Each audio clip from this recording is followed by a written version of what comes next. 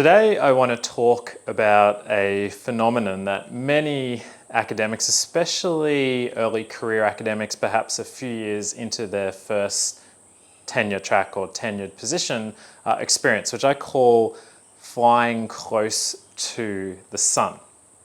And I want to link it to why many people in academia, especially early in their career, can sometimes feel so incredibly burnt out.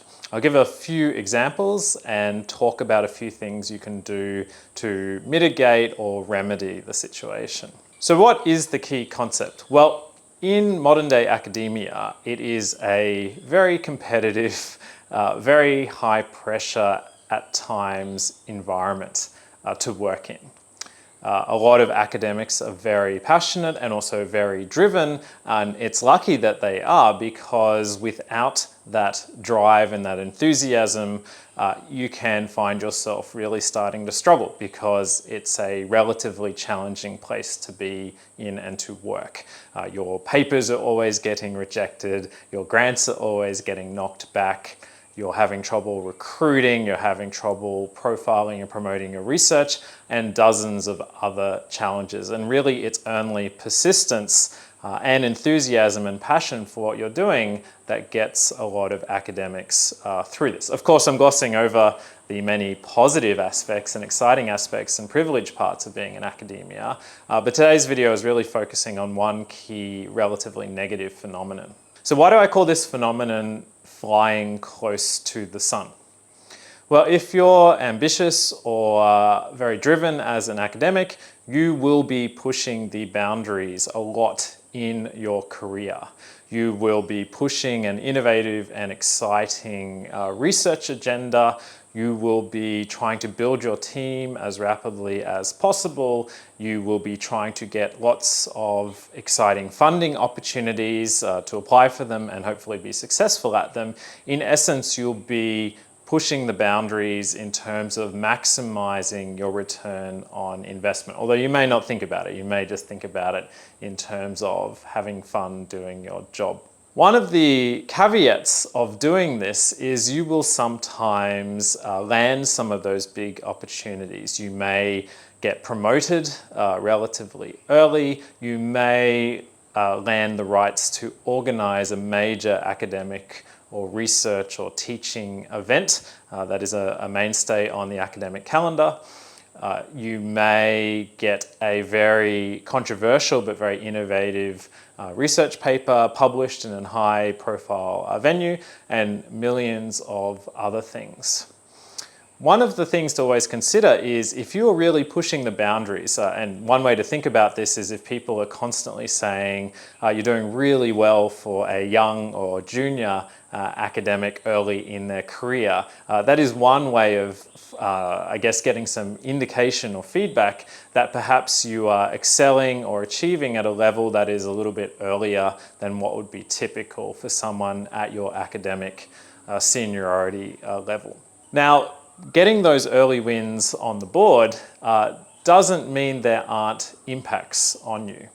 And what I want to do is give a few examples of where that impact of achieving something really major early on can actually have a fairly profound negative impact on you as a stressed out academic. So let's start with one example. You've managed to become a relatively senior editor or actually a mid-level editor at some prestigious academic journal or conference. And you are now responsible for gathering a bunch of, say, associate editors, each of whom is responsible for curating maybe, say, 10 to 15 academic papers at a conference that are reviewed by members of the research community. Your ability to carry out that role successfully will primarily depend on your status and profile and networking in the field, not upon your research excellence or your individual research contributions. For example, it will depend heavily on your soft skills, your ability to influence people. If you have got to that role unusually early in your career, it may be that you do not have the extensive network of connections in place to draw upon. And to give you an idea how challenging this can be, let's say you're an associate editor, you may need to organize reviews for, say, 10, 15, 20 papers. Each of those papers may ideally need 3 reviewers, or at least 2 or 3 reviewers.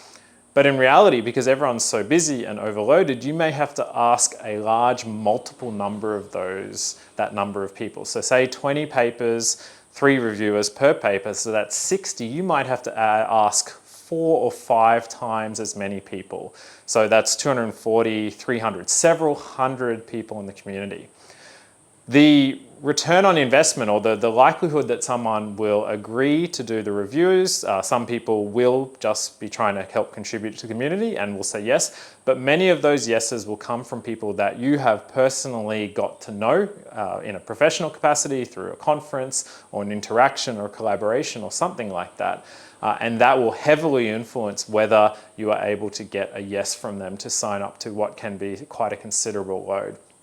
Now, if you haven't built up that network, if you've got to this editorial role unusually early, you may find that you just can't get the number of people you need to sign up for, and you have to start really cold calling, or more likely cold emailing people to join that editorial committee or set of editors. And that can be an incredibly exhausting process, because you are, as expected, getting a very low yes rate from just cold calling people or cold emailing people who you don't know personally.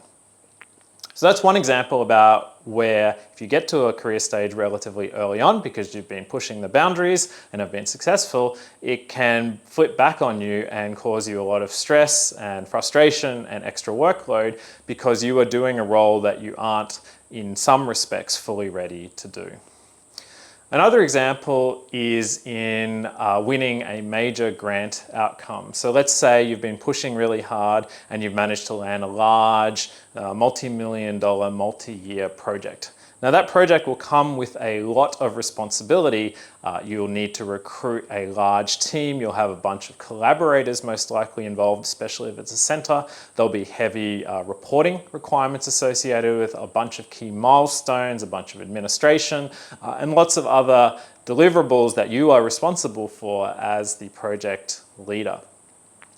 Once again, if you've achieved this unusually early, you may not have built up the wealth of experience in doing all of those tasks that come with being responsible and fulfilling the outcomes that you promised for that project.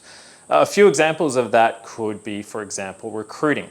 If you work in a very competitive field where talent is very hard to get, if you do not have, again, the network, and in this case, to some extent, the profile to attract a very large quantity of talent to at least talk to you about the potential project opportunity, you might find it very, very hard to actually recruit the talent required to fulfill the project. And if it's a typical research project in the computer science field, for example, if you don't have the talent in your team, if you don't have the team composition, then you're basically screwed. You can try and meet some of the shortfall, but that doesn't scale, and you're going to get really, really stressed really, really quickly. This also plays out during the project. Once again, people quit, people get sick, people get other opportunities if they're good, and so you'll have a turnover rate, you'll have people leaving the project or people who can't commit to a deadline at the last minute. And if you do not have significant margin in terms of other talent you can draw upon, you're going to find those situations extremely stressful. And this is another byproduct of winning something or getting something that is a major achievement, but at the same time is really pushing the boundaries of what you can achieve.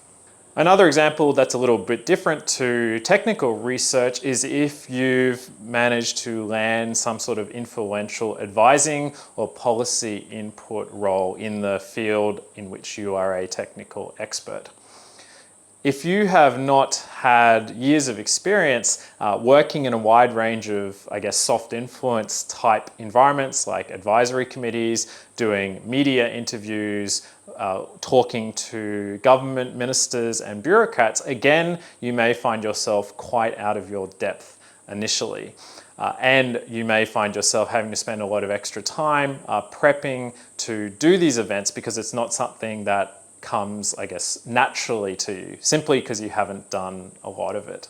And if this is a major commitment, say it is taking up a significant fraction of your time, the actual impact on you in terms of stress and in terms of taking up your best energy and time will be a multiple of that, because you are learning on the fly how to do these quite challenging things that are perhaps very different to what you've previously done early in your career.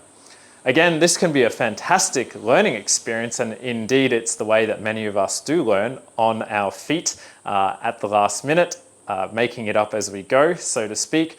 But there's only so much of that you can do, and you may find yourself so consumed and focused on this activity because it's really stretching you, that the other stuff that you're meant to be doing at the same time, because your normal job and responsibilities don't typically stop while you're doing this new thing, you may find that those other things suffer as well.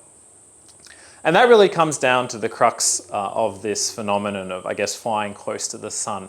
If you're ambitious and you're pushing boundaries, you will get a return on being ambitious and pushing those boundaries. But sometimes those things or those successes that you land, perhaps unusually early, will have a negative blowback on you, because you'll be really struggling to follow through and fulfill the outcomes or responsibilities of those things. Now, what does that mean in terms of mitigation and what your strategy should be for your career? Should you not push things and not go for risky things that could pay off? No, of course not. And I would recommend, if you have the capacity and you're in the situation to do so, that you should definitely be pushing the boundaries. What it does mean is that 100% of your activity should not be this high risk, pushing the boundaries type of activity, because you can't sustain it in the medium and long term. What you'll find, especially if you're very effective in this, is that you might land a bunch of these activities, all of which are slightly outside, to be honest, your current capacity and capabilities, and you'll find yourself having to try to pick up a bunch of skills and capability and technical experience on the fly that is, like all learning activities, quite time and energy consuming. What I would recommend instead is that you cultivate a deliberate strategy in your career of being very deliberative about when you're going to really push the boundaries and go for something risky, and making sure that you are not doing too many of these things at once, especially if some of them start to come off. It's all about balance. There is nothing wrong with some subset of your activities being activities that are really well within your mastery, well within your area of capability and capacity, and things that you can do with your eyes closed, so to speak. Having a balance of activities, some of which are really pushing you and some of which are pretty much something you can do in cruise control, is a great way to balance out the excitement, but also stress and I guess all-consuming focus that is needed for some of those exciting opportunities, with having your bread and butter work that you keep on getting on with in the background that can perhaps survive not being the focus of your very best attention, at least for periods of time. When you do land some of these risky sort of stretch opportunities that you've pushed for, you should also reevaluate your portfolio of what you're currently developing and applying for and pushing to do. One of the things that is challenging in academia is that there's a long lead time on a lot of the things that you're pushing or applying for. And when you do get that certainty about an outcome coming off, or perhaps even not coming off, that certainty is very, very useful in terms of planning, because you're no longer having to put quite as many irons in the fire, so to speak, in order to try and make sure some pay off. If one of them has paid off, you can look at the other things that you're pushing or pursuing and think about whether it still makes sense to pursue all of them, or whether you should reevaluate and perhaps cut down the number of really risky things that you're going for, given you now have the responsibility to actually follow through and deliver on one of those formerly risky things that is now confirmed as something you have to do. I hope this video was helpful. In academia, you very much should be pushing yourself some of the time. This video is really about making sure that you're not blindly pushing yourself 110% of the time across all fronts or all activities that you do, and considering deliberately where you're pushing yourself and also changing where you're pushing yourself based on outcomes as they come to you.